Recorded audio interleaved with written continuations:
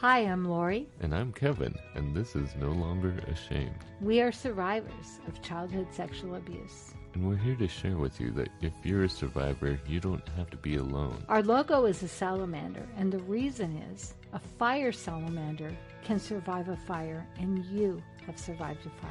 We want to help you with your journey to healing and hope.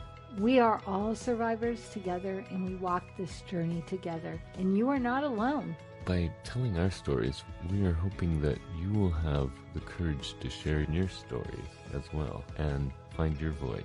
Because stories are so important, and for so long I know that I wouldn't tell my story, but when I finally shared my story, that's when I got my freedom. And this is our journey and your journey to healing and hope. So come with us. Daniel brought up a great point, and I think it's something that we want to talk about this session about verbiage. And he had said his abuser. He had called his abuser my abuser. And he said, I'm not going to do that anymore. And I think it's really interesting when we listen to language. You know, as a coach with my clients, I listen to what they say. They'll say, I should, I need to, or they will own their illnesses, like my diabetes or my ADHD. And when we take ownership of something, it seems like it gives it more power. So when my kids were growing up, my son was diagnosed with ADHD and one with OCD. And they would say that. They would say, my ADHD. I said, no, it is not yours and it's not who you are. Yeah. But I know when Daniel said that, it really affected us and we wanted to talk about it more. Yeah. When you say it's my abuser, there's an association there that is given to you, but you take it on. You don't have to take it on, though. And that's kind of the point of we want to talk about verbiage is you have a choice how you talk about. Like, we don't call ourselves victims, we call ourselves survivors. And when we say it was my abuser, then we've got this association with it that assumes it's almost like we're a participant in it. And one of the things Daniel also brought up was how when he was younger, when he was being abused, he didn't associate it with abuse because he felt like he was a willing participant. But now he realizes, and he brought up, the laws state that you can't be a consenting partner if you're underage. But he felt like he was consenting, but he didn't realize that he was being used because those people that were abusing him knew the laws and knew that he couldn't be consenting. They knew they were using him, but because of the way they groomed him, he felt like he was consenting. And that's part of, and we talked about how we can change our brains, we can change our mind with the way we think, but it's also with the way we speak. And when we speak aloud, things that change our perspective on them. So instead of saying my abuser, we say the person that did this to me or that abused me. And that puts kind of a boundary there. Well, and when you think about it, what you just brought to my attention was there's two sides of this. So, you have a child who doesn't know the difference. And so the adult is using language to convince and to groom and using words and brainwashing. And so then that becomes the language because that's what children do. They take on whatever they hear. That's what we learn. Yes. Exactly. And I was interviewing somebody from a really great training for sex trafficking. It was one of the people that did the module. And she was saying, my trafficker. And I didn't feel like in this particular interview, it was my place to draw attention to that. But I remember thinking, I think I want to email her. I think I want to talk to her. Now she's had intensive counseling and, she's helping people and everything. But again, it does something to me. So about a year ago, somebody went on Facebook and they were really angry and they were like, in your face, my abuser. And they kept saying, they were like, it was like they thought they were kind of in victory mode, but they were saying my abuser. And I remember it almost felt like I was triggered.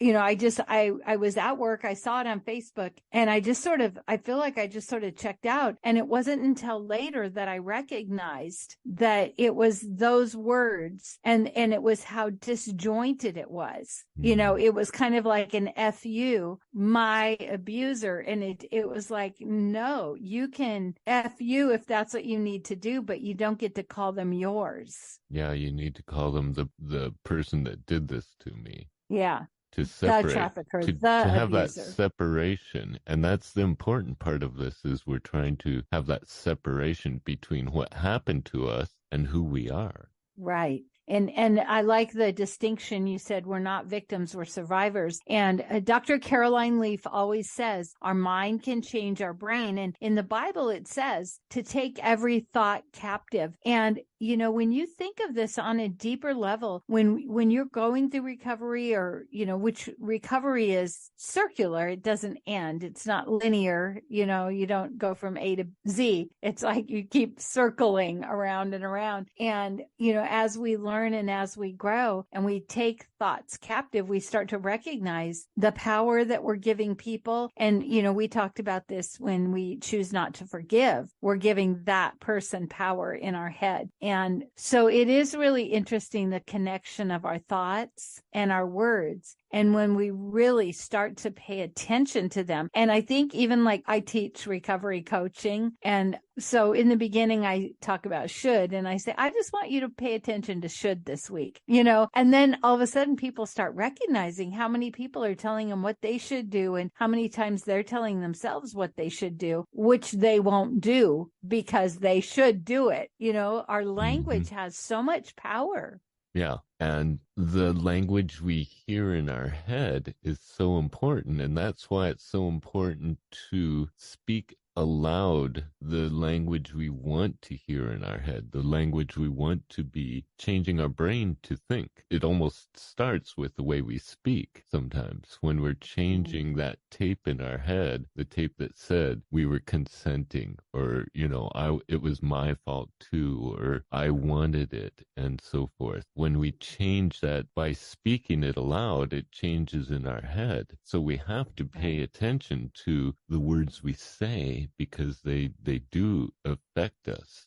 And even saying or journaling. And one thing I learned a long time ago is when we don't say it or journal it, it rolls around in our head, but we can't file it. There's no place to put it until we speak it or write it. Then we see it different and we can place it. And often, like even, with Daniel, when he caught himself, all of a sudden now it's a lesser degree, because he's like, no, he's not my abuser. He's the person who did this. It separates him. It gives him dignity, it gives him space. But when you're just thinking it, you're saying all those things that can be so destructive. And it isn't, and that's why it's so important for us to tell our story, because as we speak the words, we can start to recognize some of those thoughts. Like when an adult says, well, I wanted it. And then as they're saying it, they recognize, oh my gosh, I was a child. But in their head, they couldn't distinguish that.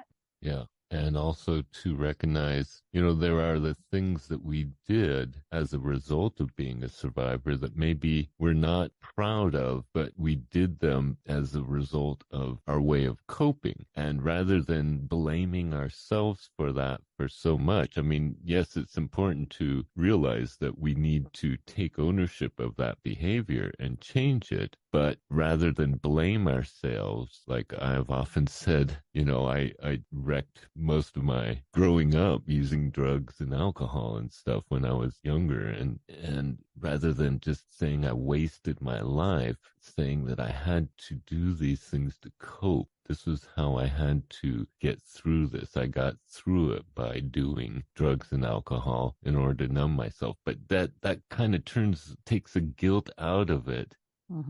Rather than blaming ourselves. So there's so many perspectives on how we speak about what happened to us and how we cope with it and the things that, we're doing now. And I think it's so important to pay attention to our verbiage, because when Daniel did bring that up, I recognize that there are times when I talk about my abuser or my perpetrator and it made me recognize that is a kind of ownership in a way. And it's so association that no longer belongs there. And so I've been paying attention to that too, as well, and realizing that it's a continuous thing. You have to, Yeah. like you said, you have to take every thought captive. Mm-hmm. I listen to a lot of true crime podcasts, and this one particular one, they will not say the name of a serial killer. They will never say the name. They will never use the nicknames. And they say when you give them nicknames and you give them power, and so they always speak about the survivors, and they will, or victims, if they pass, they call them victims. They will say all of their names to give them, tribute. And I think that goes right along with it, because if that person who did that thing is still active, it's giving them a certain power because they're my abuser. And also when we say the one thing that I think, Kevin, you and I have come across so many times, but really hasn't been in a way appropriate to address, is when we say my abuser, we often want to believe we're the only one because there's this specialness or love. And our friend Nathan talked about that. And then to find out there were others. So when we say we can very easily go, well, it's only me. He's not hurting anyone else. I'm not going to report. And I think part of saying the person who abused me is often people who abuse more than one person. And it takes it a little bit, gives you a little distance to go, oh, wait a minute. Maybe there is something I can do to help other people as well as myself.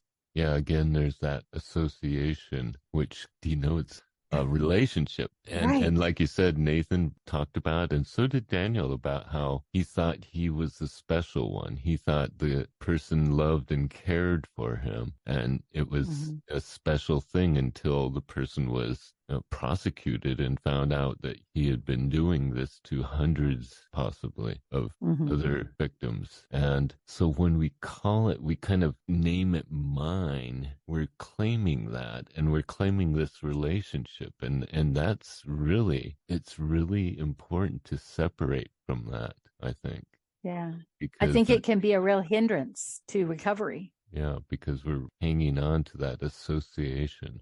So there's other, ways that we talk that we need to pay attention to. And for verbiage, I think the important thing is to listen to the way you speak and think about not only what happened to you, but what you did as a result of it, what your ways of coping, what you feel like, you could have done better. Also, the ways that we relate to others when we talk about what happened to us. I mean, it's hard to talk about with anyone, but when we do, we feel like we're putting a burden on them. And so sometimes we try and change the way we talk about it so it's not so bad. It was a long time ago. I'm over it now. It doesn't bug me as much. The ways we discount it so it's not as harmful, we feel, to someone else when we talk about it.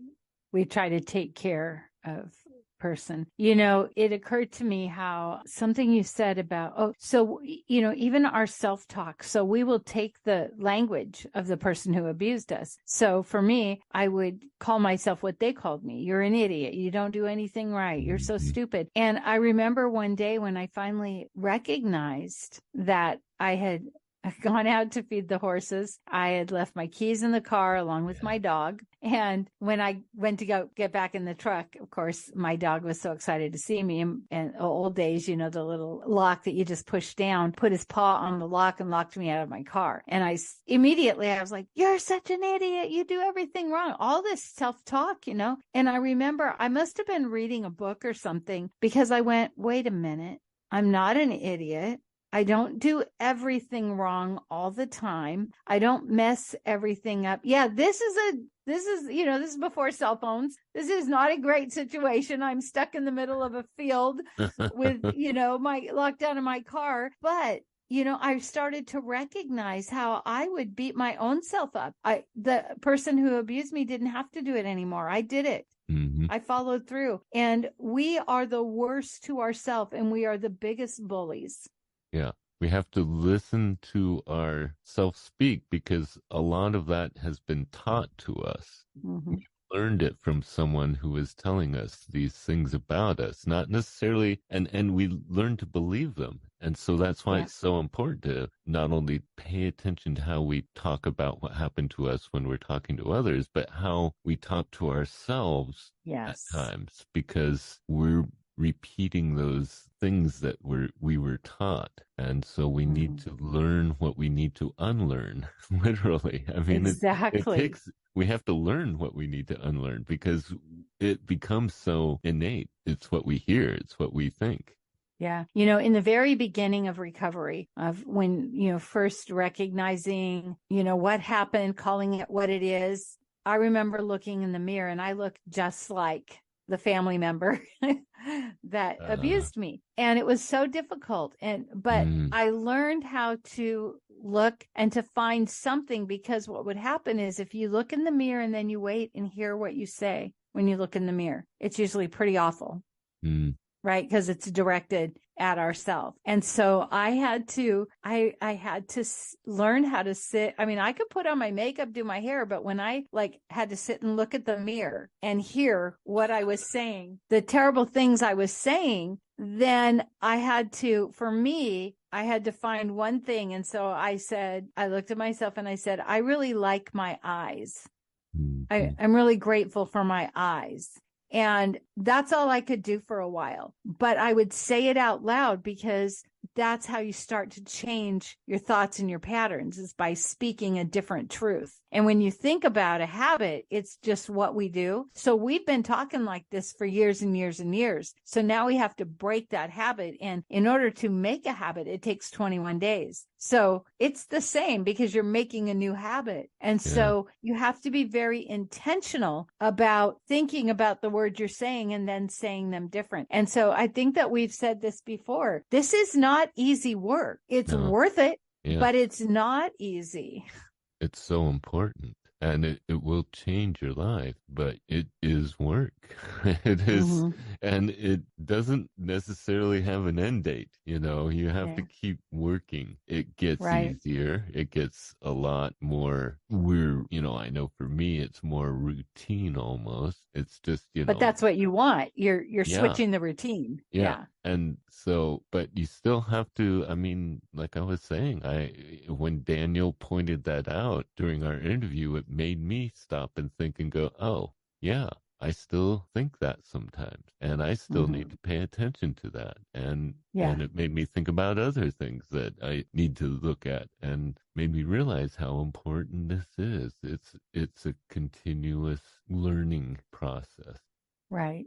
And it's, in a way, if you think of it like a key, because it begins to unlock, and it's a process of recognizing, and it's layers, however many years. But I remember peeling back another layer. Yeah. It's like, is this onion ever going to end? I remember at one point in my life, somebody had asked me to get a picture of myself as a little girl. Well, I don't actually have any childhood pictures. So they said, can you envision yourself, as a little girl? And then when you look at that child, right? Because we are adults, but we still are thinking those child thoughts, but now we're adults. So if you could look at yourself as a small child, you would never say the words you're saying. Like when you look in the mirror and you go, you're so ugly. Oh, I hate that. Oh, it's like when you look at that and you make that connection that you were just a child, it's a little easier to start changing those words and to start to look differently, because then you start to recognize, oh, I wasn't an adult. I couldn't possibly consent. Those things couldn't possibly be true. Right. But sometimes we need that visual to go, oh, I was a child. Yeah. We need to look back at that child and understand that, we're the ones that are taking care of that child now.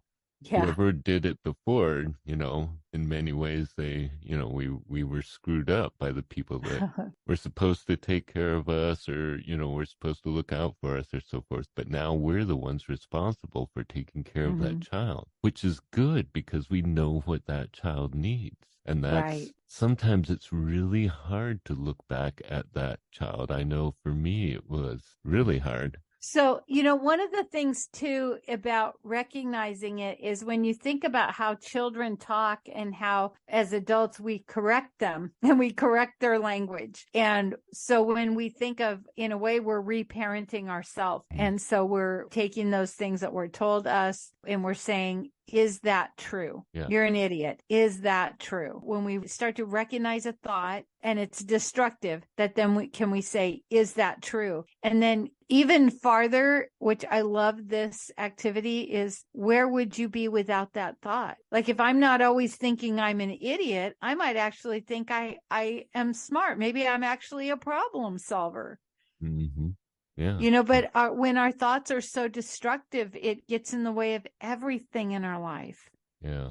But we do have the opportunity, like you said, to parent ourselves, and we get to be the parent that actually cares and looks out for what we need, what the support we need, the encouragement rather than being discouraged. We get to give ourselves encouragement. Yeah. And I think that's so important in our self-speak and our language that we use and I like what you said about we do need to talk about it aloud, even if we're just saying it aloud to the mirror. I think that's important. Just saying those words, because like the doctor that was saying, our mind can change our brain. Dr. Caroline Leaf. Yes. I love her. She's amazing. Yeah. But it's true. We need to be intentional when we're doing that. You have to be intentional if you want your mind to change your brain. And so we have to be intentional. But I think looking at from the intent of, okay, we want to parent that child that needs support, needs encouragement, needs to be given the right words to say about, to talk about ourselves. Mm-hmm. Yeah. And, when we get to that place of where we want to think different, we want to feel different, then it's going to make it so much more worthwhile. And as a coach, when I have a client, I'll hear them say, make a statement and go, yeah, but I never get anything right anyway. Or, oh, but yeah, my family thinks I'm dumb. And it's like, oh, so that's what you're telling yourself. And then they hear themselves say it. Mm-hmm. And they're like, oh, I don't know why I say that. Well, it's because you think it. Mm-hmm.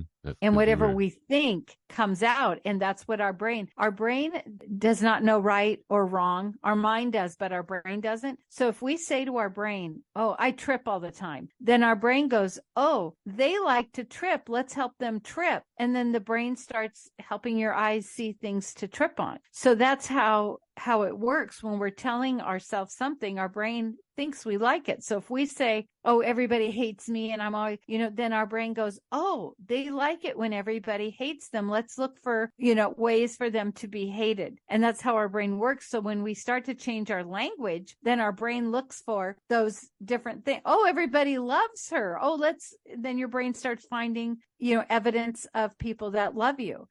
Yeah.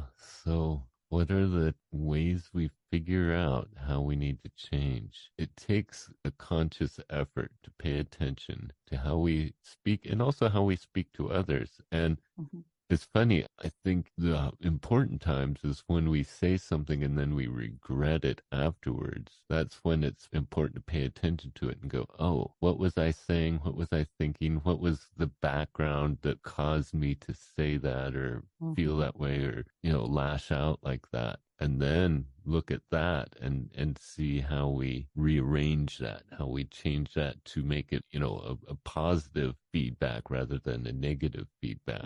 Or even more than positive, true. Yeah. So if we get triggered, we'll react more than a normal. Like, if you stub your toe and you're like, but if you're triggered and you stub your toe, then you're going to overreact. So when you start to, you said, how do we start? So first is we start to recognize it by being intentional and saying, you know what, I'm going to pay attention to this. And it's just like when I throw out the word should to my group, then all of a sudden they're noticing should. It's like if you buy a new car, you probably notice minis now more than you ever did before. Right? Like I notice Jeeps more than I ever did before when we become intentional. And so the first step is to, number one, know that you're going to be paying attention. And number two is being willing, if you haven't shared your story, get a counselor, get a coach, find a person you can talk to so you can start saying the words, because that's the only way you're ever going to change those thoughts. Or start journaling. And you don't journal to read back, but if you're going to work on your thoughts, you're going to want to look back and pay attention to the way you're saying things. And even, when people say to me, when we try to set goals and they go, well, I need to, I always say, well, you won't, because whenever we say we need to, our brain goes, it's not something we want, because we need to, and we don't want to do anything we don't want to do. So, trying to help getting yourself to the place of wanting, and so rather than needing. Because the needing implies that we're never going to, because it's always going to be this need. It's always going to be this.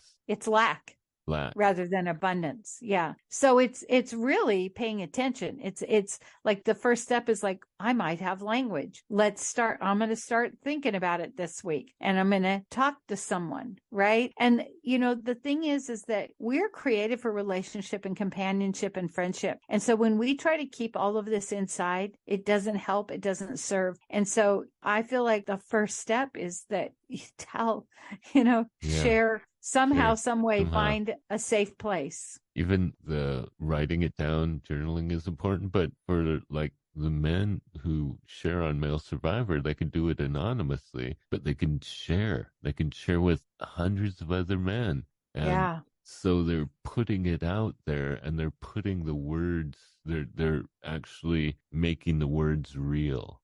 So then they get some feedback, right? Like if they say, this happened to me and I was whatever, people are like, no, you were a kid, right? Yeah. So they get validation and feedback. So by making it a real thing, you can see how you view it right now. And that's where you start learning how to deal with it. Yeah. So isn't it good news that our mind can change our brain, that we can actually change the pathways in our brain? They used to think if you had brain damage, that's the way you were. And what Dr. Leaf has done tons of research in is it's not true. You can restore your brain. And I have a friend who has just been told she's been told her brain is damaged. And I told her, she knows about Dr. Leaf. And I said, maybe your brain is damaged, but it's not irreparable. Mm-hmm. And it's such good news that we can make a difference. We can repattern all of this stuff.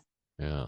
And we do. And that's where we have, right? Hope is by doing the work. And so there is joy and freedom. And I heard something about fear that on the other side of fear is hope, and so if you have fear because you don't want to share your story, if you can face that fear and start to take steps towards getting help, there is freedom. There's freedom on the other side of fear, and life can be good. Yeah, there is hope.